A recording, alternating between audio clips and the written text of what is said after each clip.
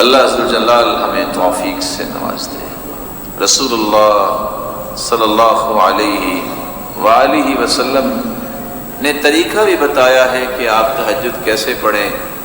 شاید کہ دہرانے سے ہمیں یاد آ جائے، آپ کو علم ہی ہوگا، لیکن چند آداب جو اللہ کے رسول نے بیان کیے ہیں، کیونکہ کچھ لوگ کہتے ہیں جی کوشش تو کرتا ہوں اٹھا ہی نہیں جاتا، کچھ لوگ کہتے ہیں جی اٹھ تو جاتا ہوں بس ہمت نہیں پڑتی، کیوں جی ایسا ہوتا ہے؟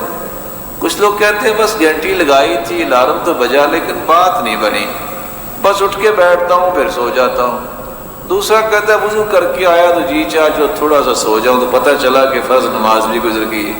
یہ مختلف سوالات بتاتے ہیں کہ اللہ کے رسول کا طریقہ ان کو آ جائے تو ان کے مسائل حل ہو سکتے ہیں۔ طریقہ کیا ہے؟ میرے ساتھ رہیں گے انشاءاللہ؟ کر دیں بیان؟ لگتا ہے تھک گئے، کوئی ہے میں اس کو دبا دوں یا تھکا ہوا ہے؟ آپ میرے ساتھ ہیں انشاءاللہ؟ اگر کوئی سچی تمنا رکھتا ہے کہ وہ تہجد پڑھے تو اس کے لیے پہلا کام یہ ہے کہ وہ رات کو سنت کے مطابق جلدی سو جائے۔ 4 لوگوں کو اجازت ہے، وہ اجازت وہ استعمال کر سکتے ہیں۔ علم والے لیٹ ہو سکتے ہیں، اللہ کے رسول صلی اللہ علیہ وسلم کے صحابہ اور امام احمد بن حنبل وہ رات ساری ایک دوسرے سے علمی مذاکرہ کرتے رہتے، اور سیدنا ابو ہریرہ رات کا ایک پورا حصہ صرف حدیثیں یاد کرنے میں گزارتے۔ اجازت امت کے لیے اگر آپ نے کچھ سوچ بنانی ہے کہ امت کیسے بلند ہو سکتی ہے تو آپ لیٹ ہو سکتے ہیں، کیونکہ اللہ کے رسول بھی اور سیدنا ابوبکر بھی آپس میں مشورہ کرتے، رات لیٹ تک اور گئے تک یہ باتیں ہوتی رہتی۔ جائز؟ اگر آپ کے پاس کوئی مہمان آ گیا ہے تو اس کی خاطر تواضع کرنے کے لیے آپ لیٹ ہو سکتے ہیں کہ وہ آیا ہے، پریشان نہ ہو، اس کو کھانا کھلا کے اس کو لٹا کے آپ بھی سوچیں۔ بِالتَّطْيِيبِ خَاطِرِ الْمَرْأَةِ، اور چوتھی اجازت یہ ہے کہ زوجین جو ہے وہ لیٹ ہو سکتے ہیں۔ اگر آپ کے پاس یہ عذر نہیں تو آپ کو اگر سنت سے پیار ہے تو آپ کو جلدی سونا چاہیے۔ یہ پہلا طریقہ ہے جس سے آپ تہجد کے لیے تیار ہو سکتے ہیں، اور اس کے ساتھ ہی دوسرا طریقہ ملا لیجئے جو شاید کہ آپ کے لیے نیا ہو۔ حدیث میں آتا ہے قیلوا فإن الشیطان لا تقیل، قیلولہ کیا کرو، شیطان قیلولہ نہیں کرتا۔ قیلولہ کیا ہوتا ہے؟ ظہر سے پہلے کچھ دیر اپنے آپ کو ریلیکس کرنا، ظہر کے بعد فیلولہ ہوتا ہے، اور آج کی سائنس بھی یہ بتاتی ہے کہ only 26 منٹ 26 منٹ اگر آپ اپنے آپ کو لٹا لیں تو اس سے آپ تہجد کے لیے اپنے آپ کو تیار کر سکتے ہیں۔ دوسرا کام، آپ نے جب سونا ہے تو سونے سے پہلے آپ باوضو ہو کے سو جائیں۔ تیسرا کام، اذکار کر کے سو جائیے۔ چوتھا کام، نیت بھی کر کے سوئیے۔ نیت کر لیں گے، سوئے رہیں گے، تہجد پھر بھی لکھی جائے گی۔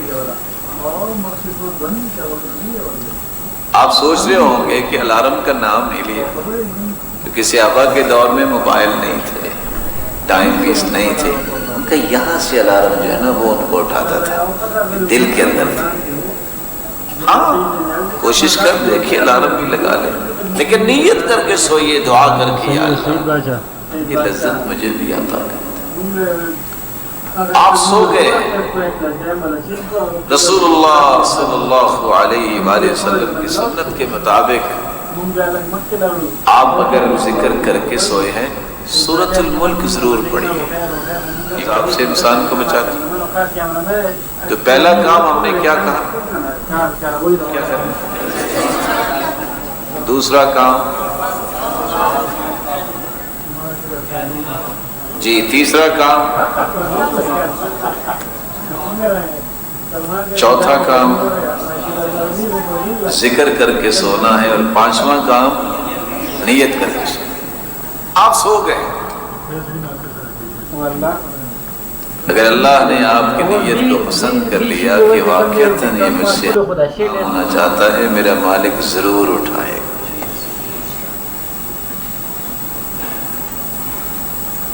دل کی جو کیفیت ہوتی ہے نا، فیصلے اس پہ ہوتے ہیں۔ آپ اٹھے ہیں، بہت سارے اٹھنے کے بعد بھی فیل ہو جاتے ہیں، شیطان نہیں ان کو اٹھنے دیتا۔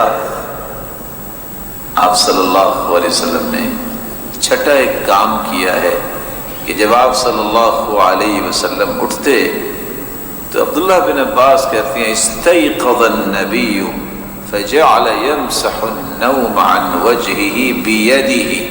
غور کیجئے گا، جب آپ اٹھے ہیں تو اٹھ کے آپ بیٹھ جائیے، بھاگیے نہیں، دوڑیے نہیں، او کہ ٹائم ہو گیا، یہ افراتفری نا دین میں نہیں ہے۔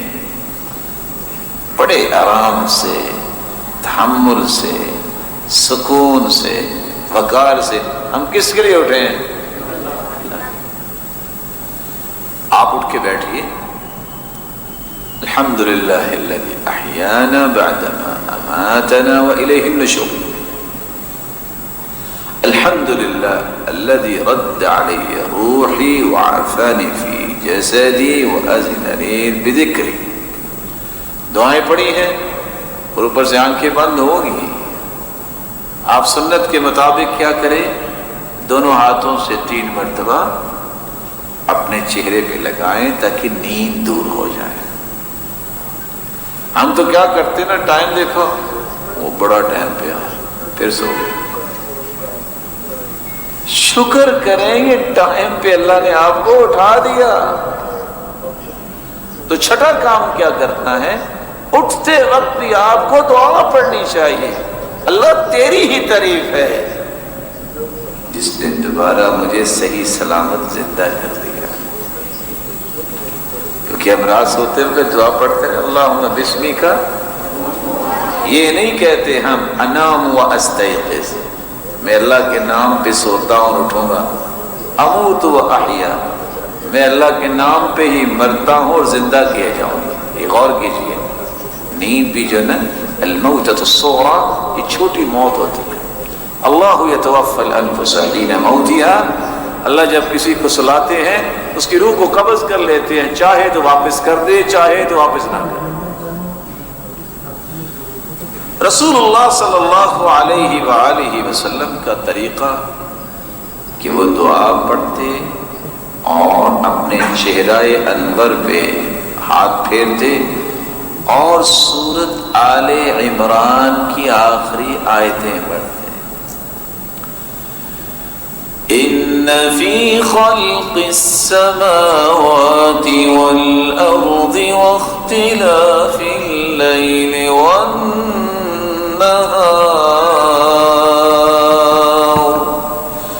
لآیات لأولی الالباب۔